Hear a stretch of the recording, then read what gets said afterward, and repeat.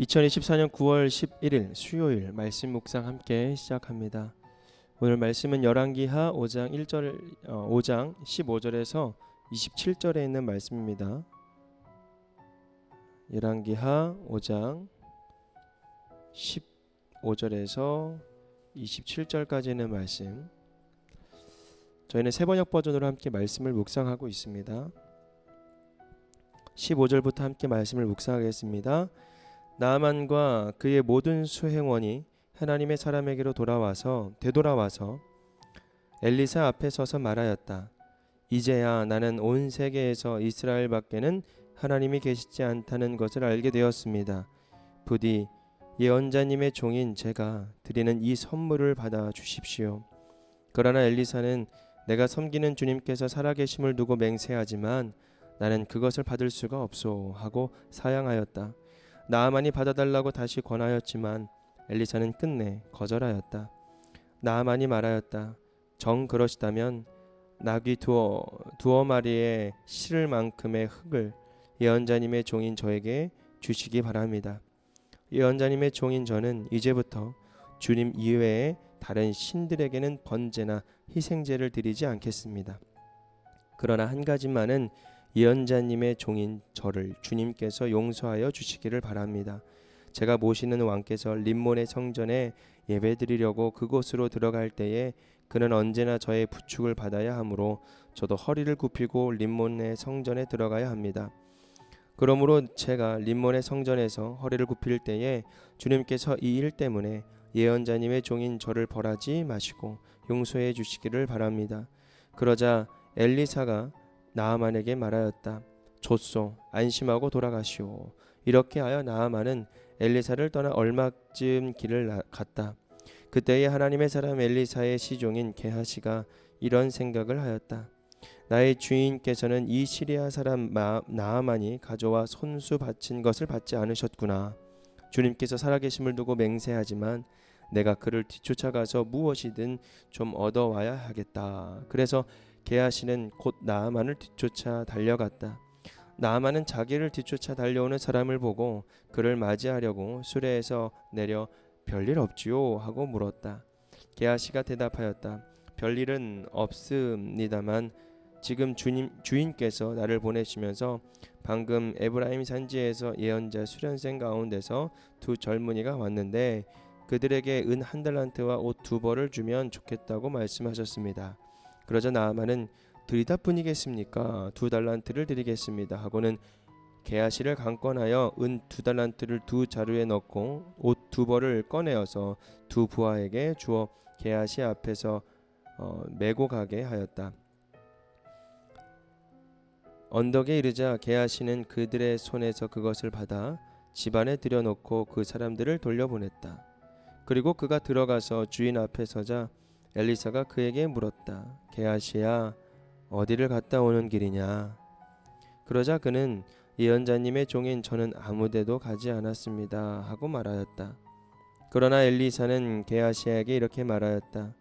어떤 사람이 너를 만나려고 수레에서 내릴 때에 내 마음이 너와 함께 거기에 가 있지 않은 줄을 아느냐? 지금 은을 받고 옷을 받고 올리브 기름과 포도나무와 양과 소와 남녀 종을 취할 때냐? 그러므로 나아만의 나병이 내게로 옮겨갈 것이고 내 자손도 영원히 그 병을 앓을 것이다. 게하시가 엘리사에게서 물러나오니 나병에 걸려 피부가 눈처럼 하얗게 되었다. 아멘. 오늘 말씀 주제는 믿음 때문에, 육심 때문에라는 주제로 말씀을 묵상을 하겠습니다. 나아만이 고침을 받았죠. 7번 이 요단강에 가서 씻으면서 깨끗하게 낫게 됩니다. 하나님의 살아계심을 체험했고 또 모든 신 중에 신, 왕 중에 왕이신 것을 또한 깨달았습니다. 그래서 나아만은 하나님의 사람에게로 돌아와서 엘리사 앞에 섭니다. 그리고 말합니다. 이제야 저는 온 세계에서 이스라엘 밖에는 하나님이 계시다는 것을 알게 되었습니다. 그렇기 때문에 저는 이제 하나님을 섬기겠다라고 고백하는 거죠. 그리고 이제 자기가 가져왔던 그런 많은 선물들을 주려고 했지만 결국에는 엘리사는 받지를 않습니다. 여기서 엘리사의 고백이 나옵니다. 살아계신 하나님, 주님께서 살아계심을 두고 맹세한다 라고 말씀합니다. 그러면서 받지를 않겠다라고 얘기를 하는 거죠. 그러면서 그것을 계속 강요했지만 끝끝내는 받지 않고 그냥 돌려보냅니다.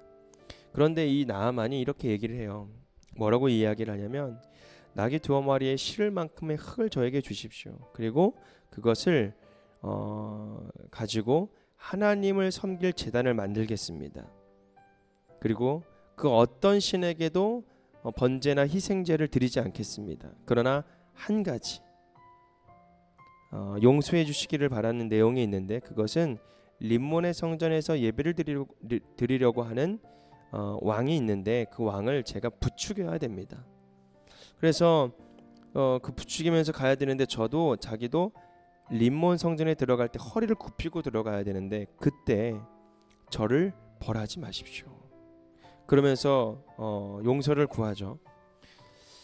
어쨌든 그 가운데에 중심은 누가 있다라고 하는 거예요? 하나님께 향해 있는데 자기가 섬기는 왕을 부추겨야 되는 그런 상황 속에서 어쩔 수 없이 허리를 굽혀야 된다라는 것을 고백합니다. 이것은 무엇이냐면 아주 작은 것일 수도 있겠지만 그에게는 하나님의 영이 함께하고 하나님의 살아계심을 느꼈던 이 나아만 장군은 그 어느 한 조그만 것조차도 하나님 앞에 범죄하지 않기 위한 노력을 했다라는 것을 우리가 깨닫게 됩니다. 그러면서 이 나아만의 이 신앙의 고백을 가지고 이제 나아만은 다시 자신의 나라로 갑니다. 그런데 여기에서 이제 한 번에 또 고백이 누가 하는데, 게하시, 엘리사의 사환입니다. 종입니다. 근데 이 사환이 똑같은 고백을 해요. 내가 섬기는 주님께서 살아계심을 두고 맹세했던 엘리사의 고백, 그리고 주님께서 살아계심을 두고 맹세하지만 여기서 뭐라고 하냐면, 엘리사는 나는 그것을 받을 수가 없어 라고 이 나아만의 장군의 선물을 거절했습니다. 그런데 이 게하시는 내가 그를 뒤쫓아가서 무엇이든 좀 얻어와야겠다 라고 고백을 합니다. 즉 하나님의 살아계심을 두고 맹세하면서 이 엘리사는 믿음의 고백을 했지만, 즉 게하시는 자기 확신의 주문, 즉 합리화의 달인으로 볼 수가 있죠. 그러면서 살아계신다라는 말을 고백하면서 게하시아의 탐욕을 채우게 되는 그런 일들이 벌어지게 됩니다. 그렇기 때문에 우리가 조금 생각해 볼 필요가 있습니다. 하나님의 살아계심을 두고 맹세하는 말이 우리들의 삶 속에서 어떻게 적용하고 있는가? 지금 엘리사는 자신의 믿음의 고백을 했지만 이 게하시는 자신의 욕구를 충족시키는 탐욕을 채우기 위한 고백으로 이 말을 썼습니다. 하나님의 우리들의 입을 통해서 나오는 이 고백, 믿음의 고백은 여러분 어떤 종교적인 그런 행위가 아닙니다.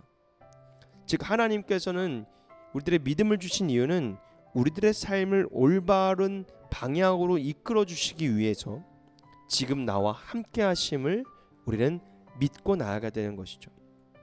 그런데 게하시는 그렇지 않았습니다.